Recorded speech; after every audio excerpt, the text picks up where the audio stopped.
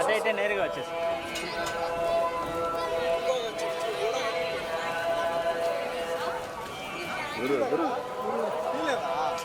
గురు తీ నువ్వు మధ్యలో కెమెరా రావద్దు.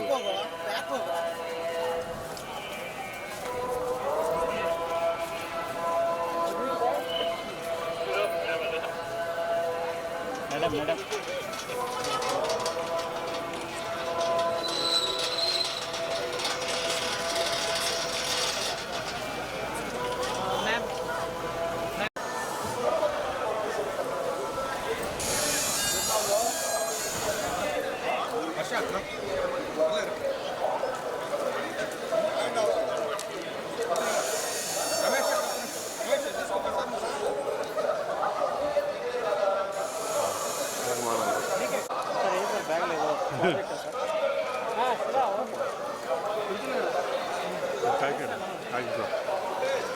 గురించి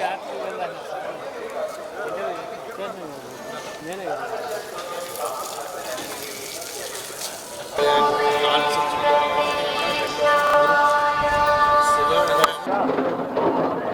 వార్షికంగా ఎప్పుడూ స్వామివారిని దర్శించుకోవడానికి రావడం ఆనవాయింది.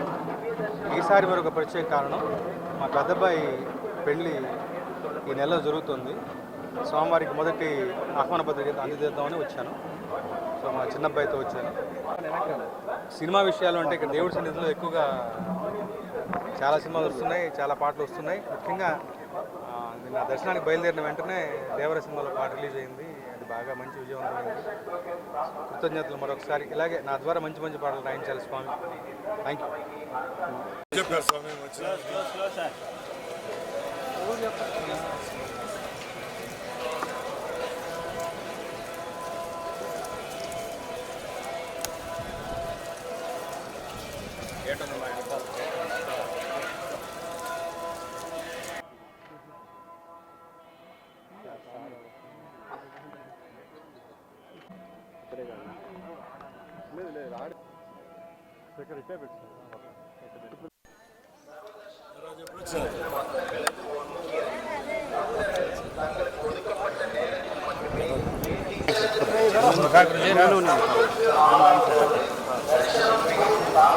ఎవరు తీస్తారు మామూలేడు పార్టీకి ఈడ కూడా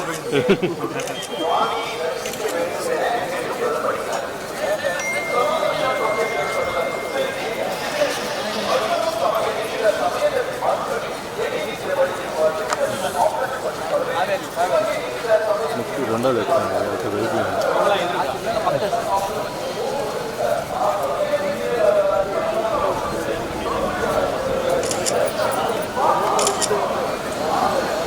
స్వామివారి దర్శనం చేసుకోవడం జరిగింది.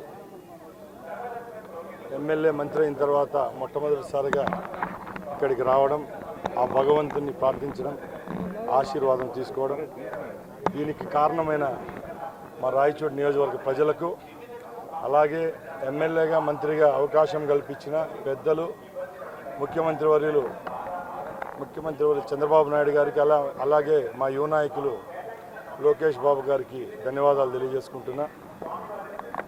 తెలుగుదేశం ప్రభుత్వం ఏర్పడిన తర్వాత ఈ రాష్ట్రంలో పేద ప్రజల పక్షాన మేమున్నామంటూ గత 2 నెలలుగా ప్రవేశపెడుతున్న సంక్షేమ కార్యక్రమాలు అయితేనేం, చేపట్టే అభివృద్ధిపై సమీక్షలు అయితేనేం, మా మంత్రిమండలిలోనైతేనేం, అలాగే మా ఎమ్మెల్యేలు అయితేనేం ప్రజల కోసం ప్రజలతో పనిచేస్తున్నాం. ముఖ్యంగా ఈసారి అవకాశం కల్పించిన రాష్ట్ర ప్రజలకు వచ్చే 5 సంవత్సరాల్లో ఏ కష్టాలు లేకుండా అభివృద్ధి పదంలో ఈ రాష్ట్రాన్ని నడిపించేదానికి మా ముఖ్యమంత్రి వర్యులు కంకణబద్ధులై ఉన్నారు.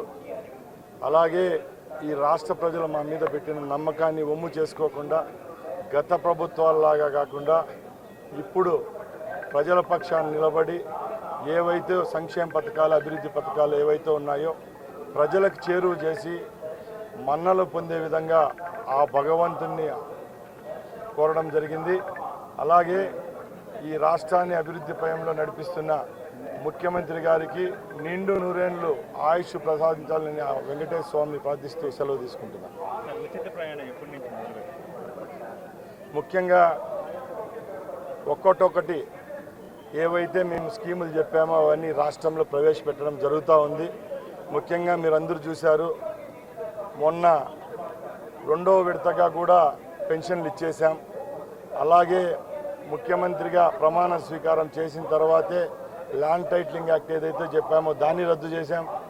ఇప్పుడు ఆగస్టు 15వ తారీఖున పేద ప్రజలు ఎవరైతే ఈ రాష్ట్రంలో ఉన్నారో వాళ్ళందరికీ కడుపు నిండా అన్నం పెట్టే పథకం ఏదైతే ఉందో ఎన్టీఆర్ క్యాంటీన్ను మరొకసారి ప్రారంభించేదానికి మా ప్రభుత్వం సిద్ధంగా ఉంది. అలాగే ఏ హామీలు మేము చెప్పామో ఆ హామీలన్నీ ఒకటొకటి నెరవేరుస్తున్నాం.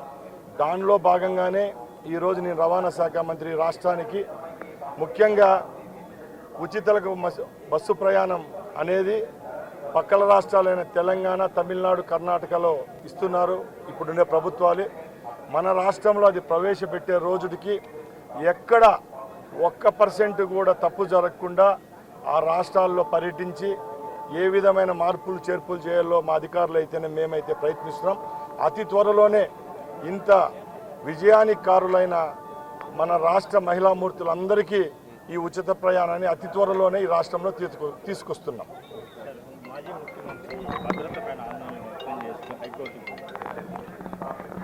సార్ ఇది ఎవరైనా చూస్తే నవ్వుతారండి. నేను కూడా నిన్న సోషల్ మీడియాలో ఈరోజు చూడడం జరిగింది. 900 మంది భద్రత కావాలని అడుగుతున్నారంట.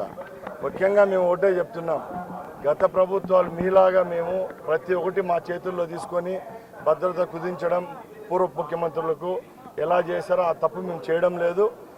ఎవరికి ఏ కేటగిరీలో భద్రత కల్పించాలో రాష్ట్ర ప్రభుత్వాలకు తెలుసు. ఇప్పుడు కాదు, గత 50-60 సంవత్సరాల నుంచి ఏ ముఖ్యమంత్రి ఏ కేటగిరీలో ఉంటారో ఆ విధమైన భద్రత ఆయనకు కూడా కల్పిస్తారు తప్పక.